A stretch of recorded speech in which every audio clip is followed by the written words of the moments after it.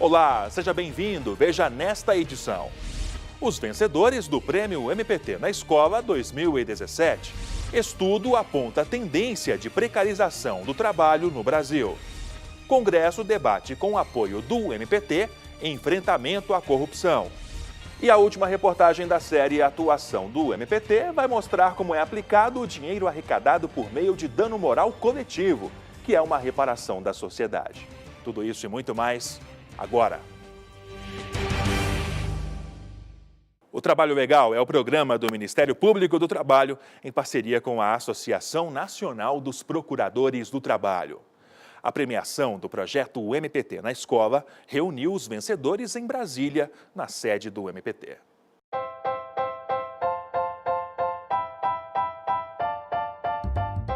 Contos, curtas-metragens, poesias, músicas, desenhos, peças teatrais. Foram as categorias do Prêmio MPT na Escola 2017. Estudantes de escolas públicas apresentaram trabalhos que têm o objetivo de sensibilizar a sociedade sobre o trabalho infantil. O procurador do Trabalho, Antônio Lima, é um dos idealizadores do projeto que começou em 2008.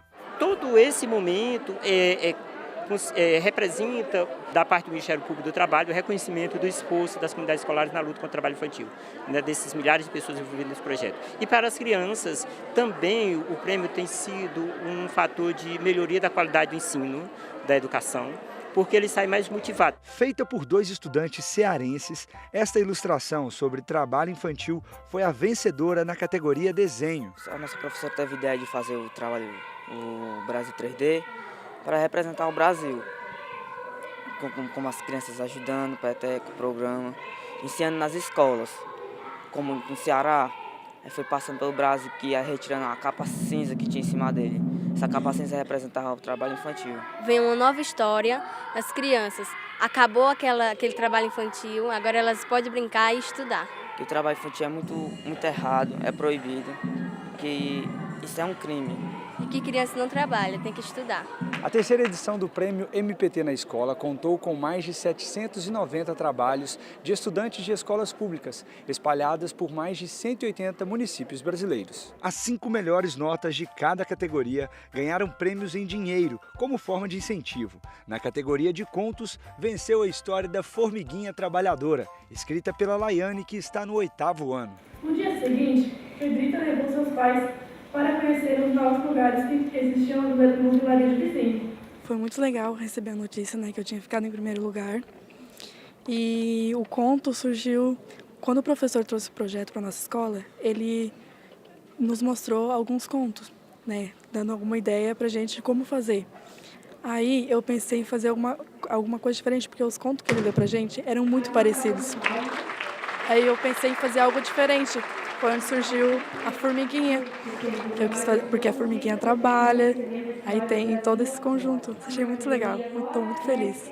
Dos curtas-metragens, quem venceu foi a história do menino que faz tijolos, mas que sonha em poder brincar.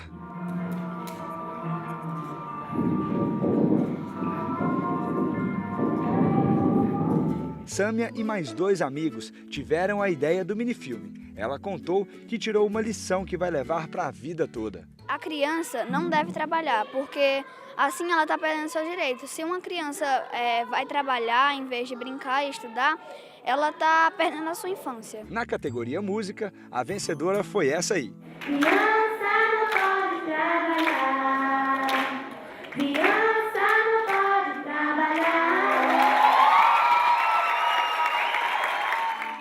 Para a coordenadora da Cor de Infância do MPT, o projeto educa e transforma. O Prêmio MPT na Escola, ele é, na verdade, a culminância de todo um processo de reflexão profunda que é feito nas escolas a respeito do problema que o trabalho infantil significa, ou como ele afeta as crianças e adolescentes. Essa reflexão é feita com os professores e com os alunos, ou seja, a gente leva essa questão para realmente as pessoas que podem sofrer com esse problema. Então, esse momento representa a culminância desse processo reflexivo, dessa conscientização sobre o trabalho infantil como um problema que merece e precisa ser enfrentado por todos os atores que fazem parte da rede de proteção. Estudos realizados pela Universidade de Campinas e enviados ao MPT apontam a tendência da precarização do trabalho no país. Experiências internacionais, os impactos de algumas reformas trabalhistas na regulação e nas instituições públicas que atuam no mundo do trabalho, mercado de trabalho, relações de trabalho, movimento sindical e negociação coletiva, desigualdades no mercado de trabalho, reforma trabalhista e financiamento da Previdência Social e Desenvolvimento, competitividade e reforma trabalhista fazem parte do estudo da Unicamp, Reforma Trabalhista, textos para discussão. Pesquisadores, doutores e pós-doutores que expõem a fragilidade dos argumentos utilizados tanto pela propaganda governamental como determinados veículos de comunicação em prol da aprovação das leis trabalhistas. 31 pesquisadores do Centro de Estudos Sindicais e de Economia da Universidade Estadual de Campinas apresentaram por meio de 8 artigos científicos os efeitos negativos de reformas trabalhistas realizadas em outros países que inspiraram a Lei 13.467. Esse estudo ele envolve a análise de indicadores do mercado brasileiro, mercado de trabalho, nos últimos anos, e também compara as consequências de reformas trabalhistas ocorridas em países da Europa e América Latina. Entre os objetivos dos estudos estão a análise e repercussão da nova legislação do trabalho brasileira sob o ponto de vista econômico e social. É subsidiar tecnicamente o debate jurídico que será travado nos próximos anos em relação à legislação trabalhista recente. Foram analisadas as reformas trabalhistas ocorridas na Espanha, Reino Unido, Alemanha, Chile e México. De acordo com os textos, em todos os casos não houve geração de emprego e sim precarização das condições de trabalho. A ampliação da contratação temporária, a possibilidade de falsos autônomos, que são aqueles profissionais que se revestem de pessoa jurídica, mas trabalham apenas para um determinado tomador, isso gerou, por exemplo, na Espanha, um aumento da instabilidade no emprego, então um aumento excessivo de contratações temporárias. E a pesquisa indica que em 2014, de 25% dos contratos temporários na Espanha, a duração foi de no máximo 7 dias, e que apenas 0,4% dos contratos temporários tinham duração maior que 1 ano. Conforme os estudos, a geração de novos empregos se deve a outros fatores econômicos, sem a necessidade de retirada de direitos dos trabalhadores. A adequação da taxa de juros, uma tributação que não penalize os empresários, investimento em tecnologia, educação, e que seriam fatores que realmente incrementariam a produção no país. Carolina Mercante ainda destaca um dos problemas mais impactantes trazidos pela reforma. O obstáculo de acesso à justiça. Essa legislação, ela impõe um ônus ao trabalhador que eventualmente perca o processo, né, que tenha o seu direito negado pelo judiciário.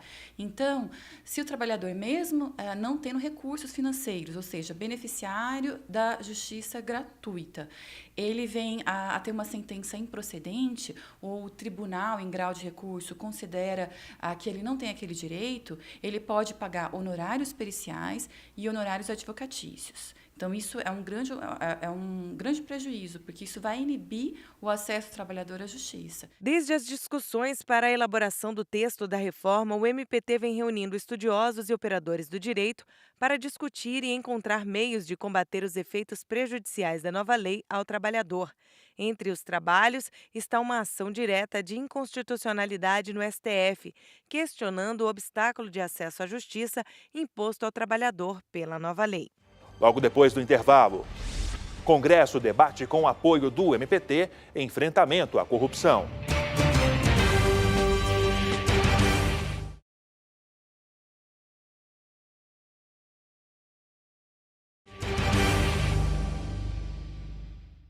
O Conselho Nacional de Procuradores Gerais realizou em Brasília o Congresso Combate à Corrupção e Lavagem de Dinheiro. A iniciativa tem o apoio do Ministério Público do Trabalho. O evento, que ocorreu na sede da Procuradoria-Geral do Trabalho em Brasília, é voltado para membros de todos os ramos do Ministério Público. É estimular o intercâmbio de experiência entre todas as unidades do Ministério Público brasileiro. A questão da corrupção e da lavagem de dinheiro é algo estratégico não só para o Ministério Público, mas para a sociedade brasileira. E por isso todas as unidades estão fazendo fortes investimentos nessa área e é importante que nós tenhamos sistemas unificados, sistemas que se conversem entre si e que possa haver estratégias comuns de atuação. Pesquisa realizada pela Confederação Nacional da Indústria e divulgada durante o Congresso aponta que 82% dos brasileiros consideram o Brasil um dos países mais corruptos do mundo. A estimativa é de que 200 bilhões de reais sejam desviados do país todo ano, segundo a ONU. A corrupção, ela não gera apenas o prejuízo econômico, ela gera a ineficiência do serviço público. Ela gera o desestímulo, o descrédito às instituições públicas, Marcelo. O subprocurador-geral do Trabalho, Gustavo Dantas, falou da participação do MPT como apoiador no combate à corrupção junto aos demais ramos do Ministério Público. Segundo ele, uma das preocupações do órgão é em relação à terceirização, que em muitos casos é usada como ferramenta para lavagem de dinheiro e favorecimento à corrupção por meio de fraudes em licitações e convênios. Nós temos muita experiência de empresas de prestação de serviço que, ao final dos contratos, já gastaram o dinheiro todo e o trabalhador não consegue mais receber seu salário, não consegue mais receber seus benefícios previdenciários, não consegue mais receber suas verbas rescisórias, porque esse caminho ilícito foi utilizado como uma capa para a consecução dessa distribuição do dinheiro público. Ele ainda explica que a ação criminosa de empresas terceirizadas não prejudica apenas o trabalhador. Essas empresas que atuam através desses meios ilícitos tendem a monopolizar, porque têm mais facilidades que as outras, tendem a monopolizar os mercados e a impor as suas regras, que não são voltadas para o bem comum, a atuação empresarial. Ele também comentou sobre o projeto da terceirização sem calote, que responsabiliza entes públicos pela observância das obrigações trabalhistas assumidas pelas empresas terceirizadas e deu exemplo da atuação do MPT no projeto. Tem atuado até no treinamento das prefeituras, criando contas específicas para impedir que esse dinheiro possa ser desviado. Está momentaneamente sendo criadas algumas leis que facilitam a utilização desses instrumentos, a utilização da terceirização, inclusive na atividade fim, de outros tipos de contratos que não o contrato trabalhista para reger essa relação. O Ministério Público tem atuado, inclusive, debatendo junto ao Congresso Nacional, junto à Presidência da República, na defesa da dignidade do trabalhador para que esse lado nefasto da corrupção não atinja tão diretamente os mais pobres. O Ministério Público do Trabalho no estado do Amapá realizou audiência coletiva sobre a inserção das vítimas de escalpelamento no mercado de trabalho amapaense.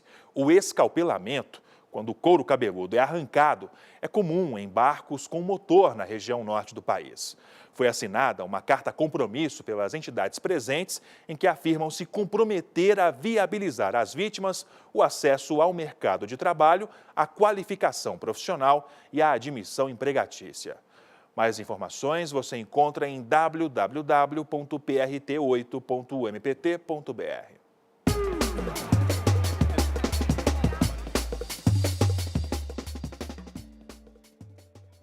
Com a reforma trabalhista, como é que fica a questão do imposto sindical? O imposto sindical não pode ser mais cobrado, ele não existe mais como imposição legal. Então, os sindicatos não podem cobrar nada como obrigação.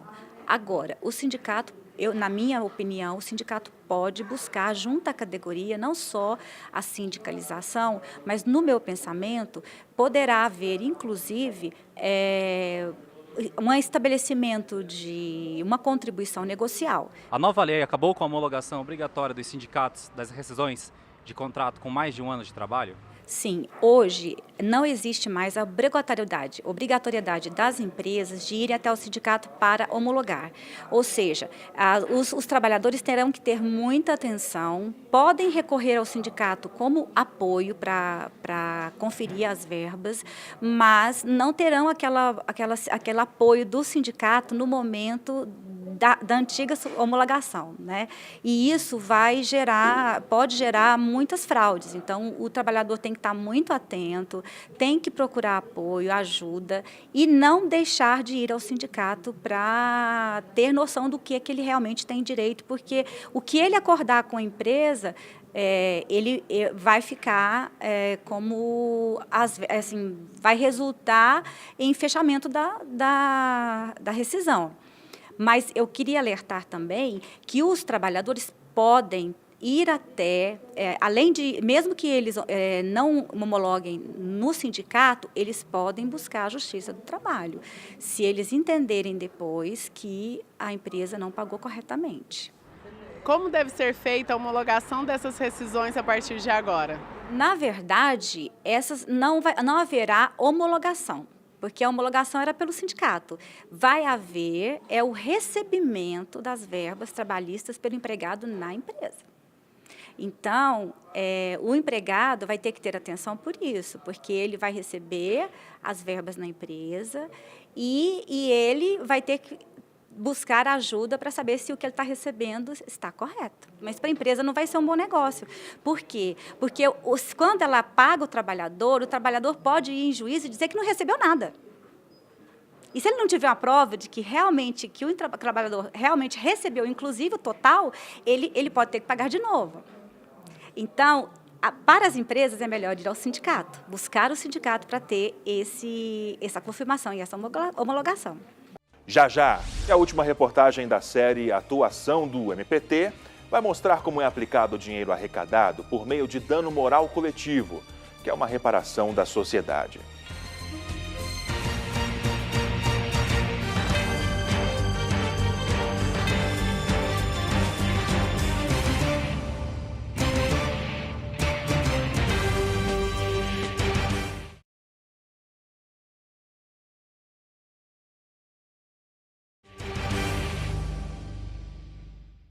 Como é aplicado o dinheiro arrecadado por meio de dano moral coletivo é o assunto da última reportagem da série Atuação do MPT.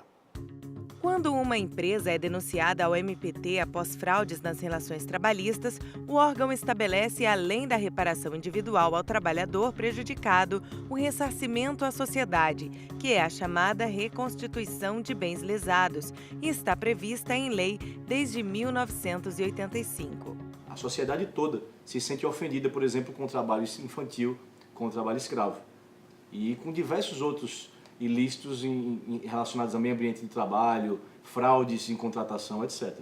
Então, o procurador do trabalho ajuiza uma ação buscando regularizar a situação daí para frente, através de cláusulas de, digamos assim, aperfeiçoamento da conduta e adequação à lei, e em relação a tudo o que aconteceu no passado, que foi antes da fiscalização, antes do início da atuação do Ministério Público, isso vai ser um pedido de dano moral coletivo, vai ser uma condenação de dano moral coletivo para poder reparar a sociedade.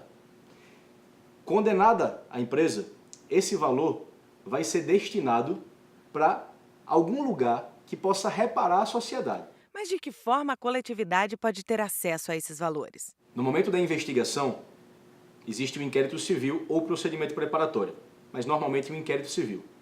No bojo desse procedimento, o procurador do trabalho pode propor à empresa uma ponte de ouro, digamos assim, para ela sair do ilícito e voltar a atuar na regularidade, que é firmar o termo de ajuste de conduta. É o seguinte, a sua empresa está cometendo tais e tais ilícitos, vamos consertá-los e, se for o caso, você, além de comprometer-se a adequar-se à legislação, vamos também impor aqui um valor de condenação a título de reparação para a sociedade. O procedimento relatado pelo procurador é um acordo firmado por meio de termo de ajuste de conduta, também chamado de TAC. Mas e se a empresa descumprir? Bem, nesse caso, é ajuizada a ação civil pública. tanto o acordo quanto a ação judicial resultam em pedido de dano moral coletivo, que beneficia a sociedade por meio de instituições públicas e privadas. Alguns colegas costumam destinar tais valores para órgãos públicos, porque destinado um valor desse, por exemplo, para os bombeiros, Polícia Militar, para a Polícia Federal, PRF, para a Auditoria Fiscal do Trabalho, é certo que a sociedade toda vai estar sendo beneficiada. Alguns outros colegas também destinam esses valores para entidades do terceiro setor, que são instituições de direito privado, mas que servem à sociedade como um todo. São instituições sem interesse financeiro. Esta instituição em Brasília, mantida por meio de doações, acolhe crianças, adultos e idosos com problemas físicos e mentais. A piscina, utilizada por eles para a realização de terapia ocupacional, foi construída por meio de um termo de ajustamento de conduta. Essa piscina foi fundamental, porque a gente quer aqui dar o de melhor para eles. E a gente acabou vendo que a piscina, para eles fazer terapia ocupacional, para poder colocar eles ali dentro, para eles relaxarem, isso aí melhora muito a qualidade de vida deles e a gente conseguiu, com muita luta, construir essa piscina aqui com esse TAC. Para ser um beneficiário de reconstituição de bem, é necessário fazer um cadastro junto ao Ministério Público do Trabalho. Além disso, ter boa reputação é imprescindível.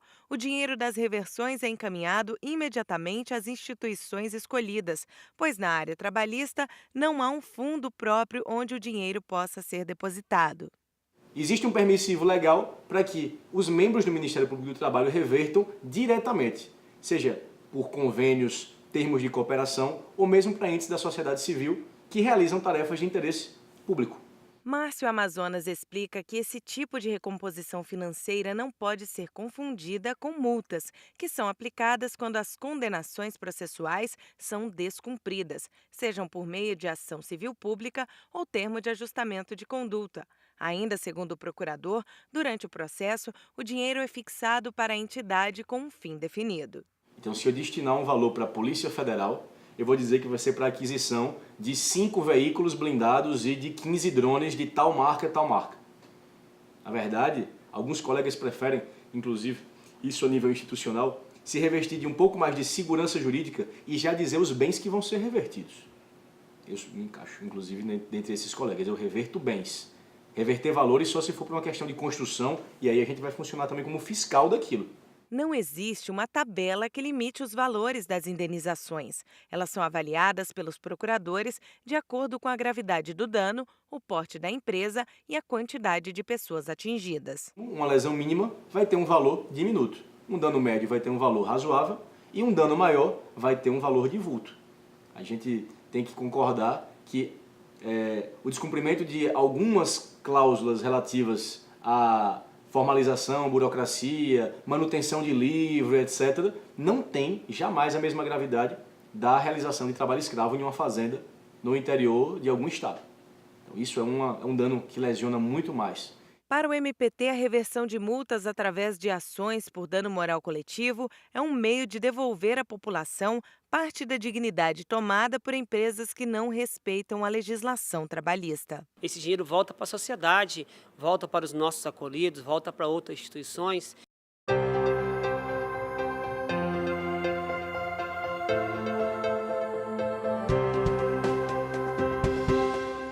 Você sabe se o empregador tem obrigação de fornecer moradia aos seus empregados migrantes? E quais as providências a empresa deve tomar para esse funcionário? As respostas dessas perguntas estão no livro Direito Fundamental à Moradia do Trabalhador Migrante, escrita pelo professor, doutor em Direito do Trabalho e procurador Silvio Beltramelli.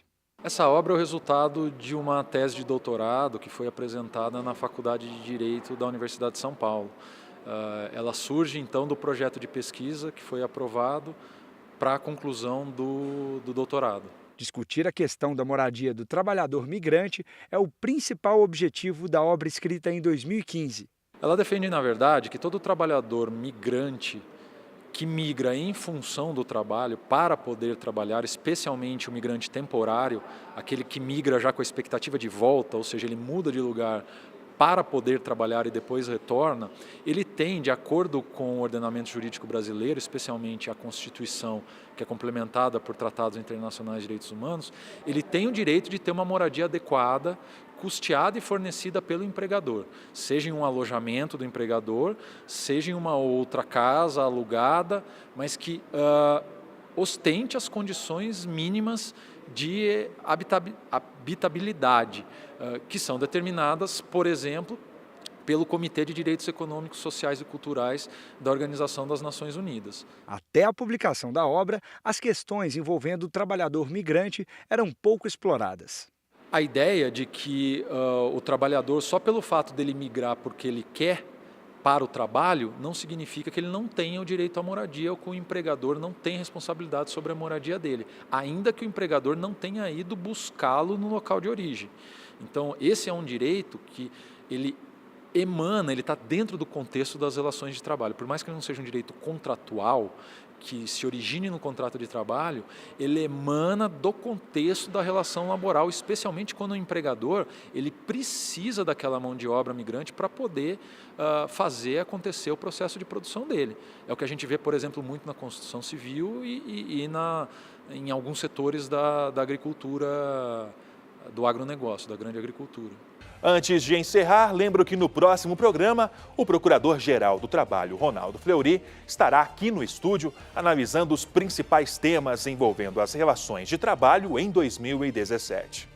Mais informações sobre o Ministério Público do Trabalho você encontra em nosso site e também nas redes sociais. Os endereços aparecem aí na sua tela. Obrigado pela companhia e até semana que vem.